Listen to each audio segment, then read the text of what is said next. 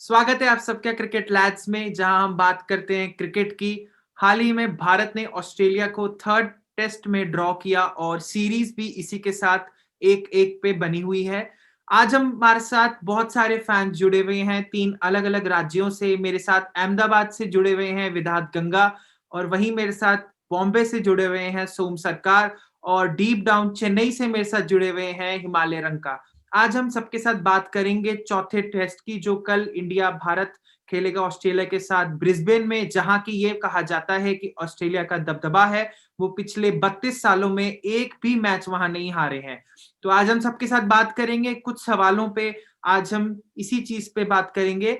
तो मेरा सवाल सबसे पहले पैनलिस्ट से ये है कि थर्ड टेस्ट में जिस तरह से भारत ने खेला, और जहां हम कह सकते हैं कि भारतीय खिलाड़ियों का कैरेक्टर सामने आया, वहां आपको क्या लगता है हनुमा विहारी, अश्विन, चेतेश्वर पुजारा और ऋषभ पंत में से अगर आपको किसी को man of the match award देना हो तो आप किसको देंगे? तो मैं सबसे पहले सोम सरकार जी से ये चीज पूछना चाहूंगा कि आपके हिसाब से किसको मैन ऑफ द मैच मिलना चाहिए? जी सबसे पहले मैं आपका बहुत धन्यवाद करूंगा मुझे इनवाइट करने के लिए।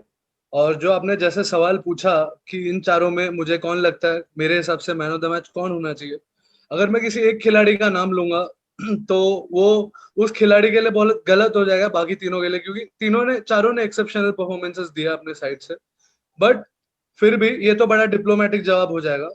लेकिन अगर किसी एक जन का नाम लेना है, अगर मुझे पर्सनली अपने मतलब दिल से मैं चाहूं कि किसी एक प्लेयर का नाम लूं, तो मेरे हिसाब से आई थिंक चेतेश्वर पुजारा का सबसे महत्वपूर्ण योगदान था इस पारी में।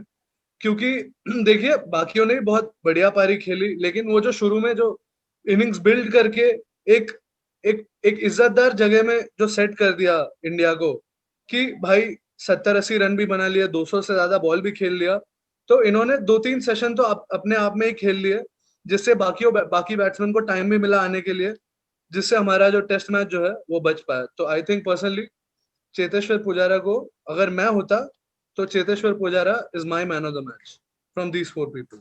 बिल्कुल, बिल्कुल। चेतेश्वर पुजारा ने दोनों ही इनिंग में बहुत अच्छी पारी खेली थी। पहली इनिंग में उन्होंने 50 रन बनाए थे, लेकिन दूसरी इनिंग में उन्होंने फिर 50 रन बनाए। सो मेरा यही सवाल इधर अहमदाबाद से मैं विधात जी जो हमारे साथ जुड़े हुए हैं उनसे भी पूछना चाहूंगा कि अगर आपको किसी को man of the match award देना हो तो आपके हिसाब से आप किसको देना चाहेंगे?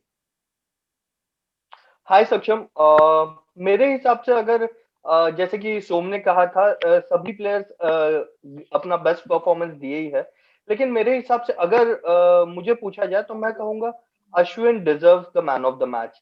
क्योंकि जैसे कि हाँ, फर्स्ट इनिंग्स में बहुत ज्यादा अच्छा परफॉर्मेंस नहीं था इन टर्म्स ऑफ बॉलिंग, लेकिन सेकेंड इनिंग्स में देखेंगे तो 2 विकेट लिया उन्होंने, और बैटिंग में भी बहुत अच्छी परफॉर्मेंस दिखाई।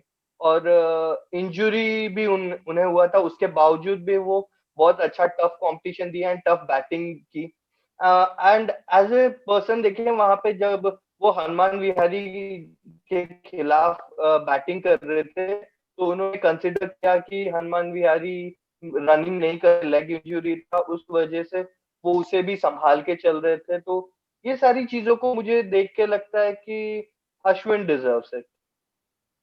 बिल्कुल, बिल्कुल। आपने बिल्कुल सही बात करी कि राइट। उनके साथ के जो पार्टनर थे हनुमा विहारी, उनके पैर पे चोट भी लगी हुई थी। तो एज़ अ सीनियर प्लेयर उनकी ज़िम्मेदारी बन गई थी कि वो उनको साथ लेके चले। यही सवाल मैं हिमालय से भी पूछना चाहूँगा, जो कि हमारे सीएसके के बहुत बड़े फैन हैं, कि अगर आपको किसी को man of the match award देना चाहे तो आपके पॉइंट ऑफ व्यू में वो कौन होंगे?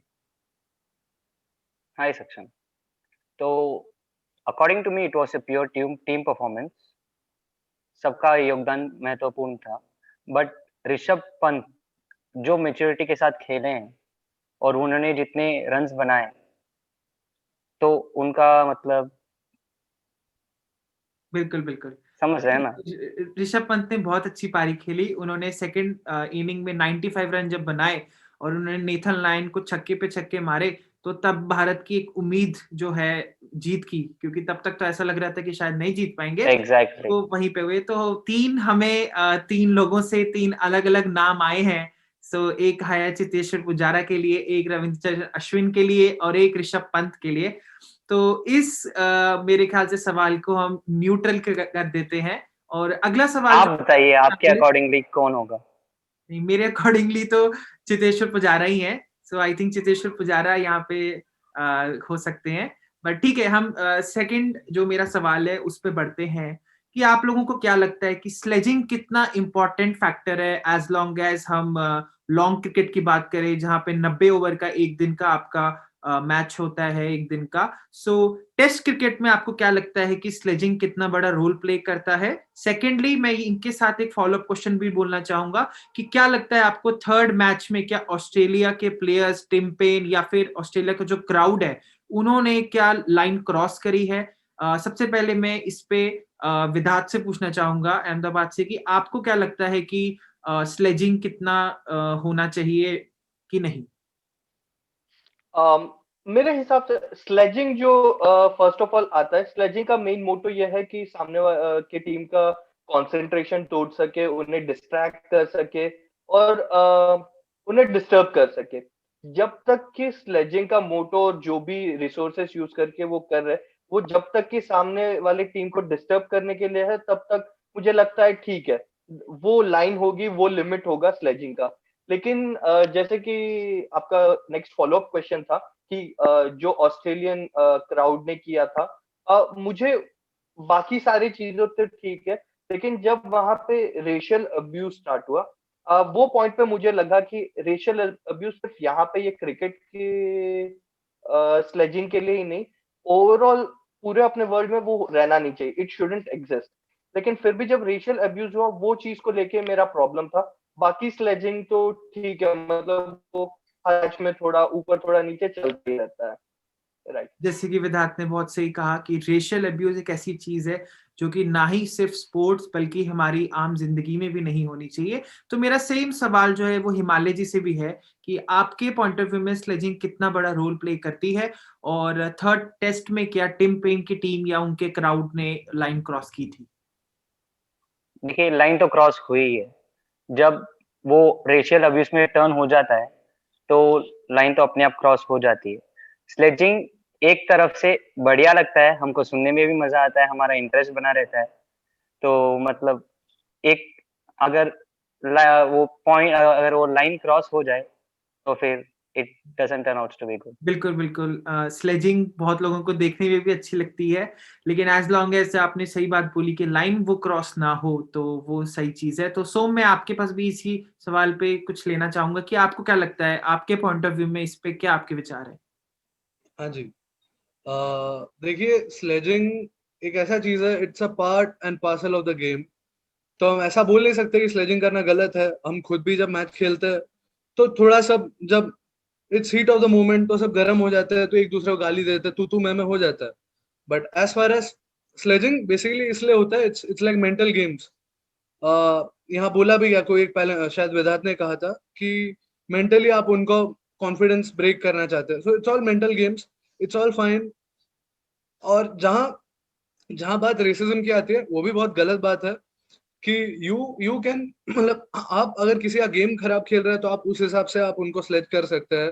और यू कैन स्लेज जैसे नॉर्मल गेम्स में चलता है, एक दूसरे को कुछ कह दिया, बोल दिया, someone has missed a bouncer और someone got hit for a boundary, then they can sledge each other that I got the better of you.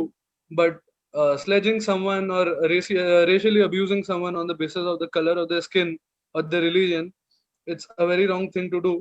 But अब क्राउड अगर ऐसा कर रहा है तो अभी क्राउड का आप कुछ कर नहीं सकते, क्योंकि इट्स लाइक सब, अभी दुनिया में 750 करोड़ लोग हैं। अभी सबको जाके तो आप बोल नहीं सकते भाई ये गलत है। सबको पता होना चाहिए कि ये गलत है।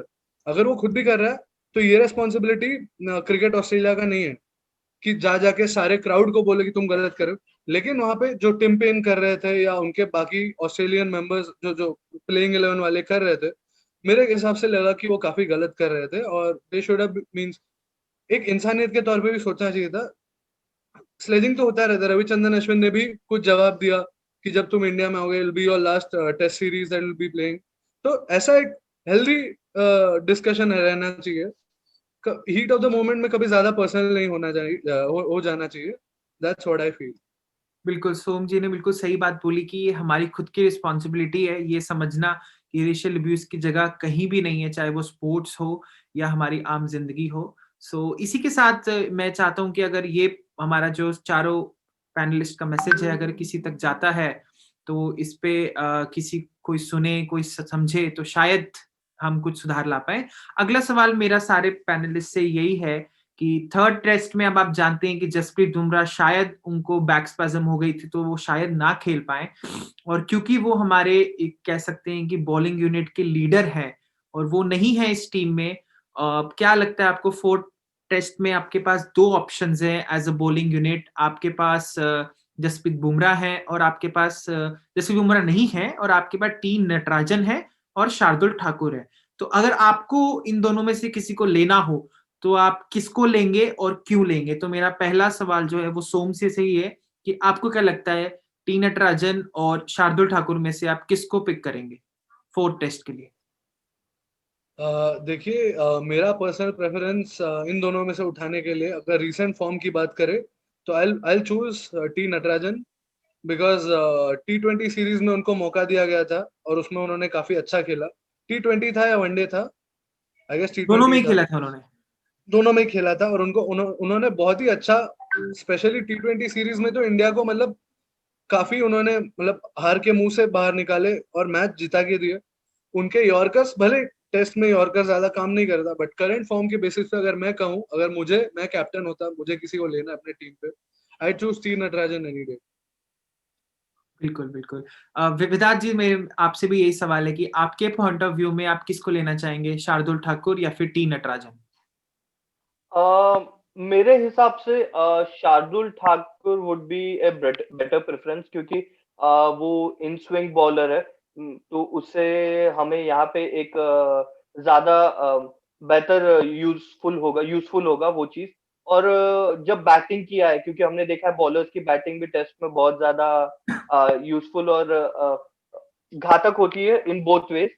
It's a two way street. तो जब बैटिंग किया है तो शार्दुल ठाकुर की batting better performance Shardul Thakur की है बैटिंग में, तो मुझे लगता है कि उन्हें लेना सही रहेगा। बिल्कुल, बहुत वैलिड पॉइंट उठाया उन्होंने कि बैटिंग की बहुत ज़रूरत हो सकती है, खासकर बॉलर से अगर आए तो वो एक प्लस पॉइंट होता है। हिमालय जी, मेरा आपसे भी यही सवाल था कि आपको क्या लगता है कि इन दोनों में से अगर आपको लेना होगा तो आप किसको लेंगे और क्यों? तो हम एक्चुअली ढूंढ रहे हैं एग्जैक्टली जसप्रीत बुमराह का रिप्लेसमेंट, राइट? तो according to me Natarajan would be a better option. The way he bowls and जो इकोनॉमी है उनकी, we have seen it with the white ball, it's very much better than Shardul Thakur. And white ball के साथ तो वो एकदम बहुत बढ़िया थे। रेड बॉल के साथ हम देखते हैं वो कैसा परफॉर्म करते हैं। बिल्कुल। According to me Natarajan would be a better option than Shardul Thakur. ठीक है, तो हमारे 2 पैनलिस्ट ने बोला है टी नटराजन, चलिए, और एक ने बोला है शार्दुल ठाकुर, तो इसके बारे में कल हमें मालूम हो ही जाएगा कि कौन खेलने वाला है।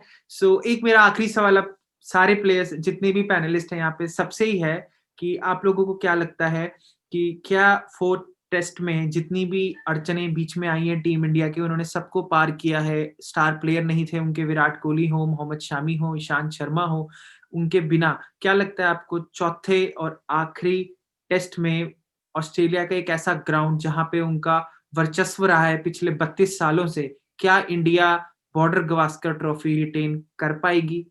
मैं पहले सबसे पहले विराट जी से पूछना चाहूंगा कि आपको क्या लगता है कि क्या इंडिया ये मैच जीत सकती है या फिर ड्रॉ करके इसको रिटेन भी कर सकती है? तो जैसे कि सक्षम तुमने ही बताया कि कैसे अपनी मेन टीम यहाँ पे नहीं है, अपनी बेस्ट परफॉर्मिंग टीम यहाँ पे बेस्ट परफॉर्मिंग प्लेयर्स इस टीम में नहीं है। उसके बावजूद भी हम देख ही रहे हैं कि हर प्लेयर अपना बेस्ट परफॉर्मेंस दे रहा है और हमारी इंडिया की जो टीम है वो अच्छे पेस पे चल रही है और अच्छी चल रही है। तो इवन दो अपने या अभी इस वाले मैच में हम जीते या इवन टाई भी हो, मुझे लगता है कि बॉर्डर गावस्कर ट्रॉफी फिर भी जीत लेंगे, क्योंकि जिस तरह का रेजिलियंस दिखा है, जिस तरह का टीम स्पिरिट दिखा है, जैसा परफॉर्मेंस दिखा है, मेरे हिसाब से दे डिजर्व इट। बिल्कुल, बिल्कुल। हर इंडियन फैन शायद आपके साथ रिलेट भी करेगा। तो मैं यही सवाल सोम जी से पूछना चाहूँगा कि सोम, आपको क्या लगता है कि क्या इंडिया इस मैच को जीत सकती है? क्योंकि ऑस्ट्रेलिया पिछले 32 साल में नहीं हारी है यहाँ पे। देखिए, ये कहना तो बहुत मुश्किल होगा कि जीत सकती है या नहीं, बट जिस तरीके का इंटेंट मुझे दिख रहा है, एक कंपैरेटिवली वीकर टीम लेते हुए जो हमारा एक्चुअल प्लेइंग 11 है, उसमें आप ऑलरेडी कह सकते हैं कि 4 या 5 प्लेयर्स मिसिंग है।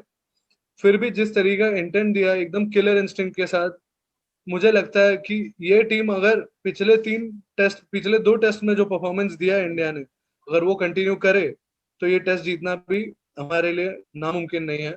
लेकिन ऑस्ट्रेलिया टीम भी बहुत, वो लोग भी अभी पूरा ताकत लगा देंगे ये मैच जीतने का, क्योंकि उनकी तो उस चीज की बात है कि भाई हमारे यहाँ मैच है, तो we'll have to go for it. Plus उनको ऐसा मौका भी मिलेगा नहीं इतना, उनको सामने ऑपोजिशन ऐसा नहीं मिलेगा कि जहां उनका मेन जो कैप्टन होता, एक्चुअली स्क्वाड का कैप्टन है, वो अवेलेबल नहीं, he is on paternity leave. आधे प्लेयर तो आपने मार मार के उनको इंजर कर रखा है। तो इस हिसाब से अगर देखा जाए तो both teams are evenly poised, but अगर हो सकता है, since I am an Indian, I will say that India have an upper hand in this, क्योंकि मेंटली जैसे ही थर्ड टेस्ट हमने ड्रॉ किया, हम उसी टाइम थर्ड टेस्ट जीत गए थे, क्योंकि हमने हारा हुआ मैच ड्रॉ किया। तो it's a good result for us, but Australians they will be kicking themselves right now, so I think they are in the more nervous position. तो मुझे लगता है कि जीत सकते हैं, पॉसिबल है। तो Thank you. बिल्कुल मेरा यही सवाल हिमालय से भी है कि क्या लगता है हिमालय आपको कि क्या इंडिया इस मैच को जीत सकती है या ड्रॉ करके इस बॉर्डर गवास्कर ट्रॉफी को रिटेन कर सकती है? पॉसिबिलिटी तो है, but according to the condition of our Indian players मुश्किल है। बट जैसे कि हमने लास्ट टेस्ट में देखा था, जिस कॉन्फिडेंस के साथ उन्होंने ये टेस्ट ड्रॉ किया है, तो मतलब हाँ, जीत सकती है, पॉसिबिलिटी है। But Australia do have a upper hand on this. बिल्कुल बिल्कुल। तो इसी के साथ आज का मैं ये जो हमारा मीट था क्रिकेट लैट्स के यूट्यूब चैनल पे, इसको एक एंड पे लेके आता हूँ और मैं स्वागत करना चाहूँगा और सबको क्या बोलते हैं इस चीज़ की थैंक यू करना चाहूँगा सारे पैनलिस्ट को जिन्होंने टाइम निकाला और एक बहुत ही हेल्दी डिस्कशंस हमने आज रही। सो टिल देन जब तक हम ऑस्ट्रेलिया और कल को इंडिया का मैच देखते हैं तब तक के लिए सबको thank you and have a really, really nice weekend. Thank you.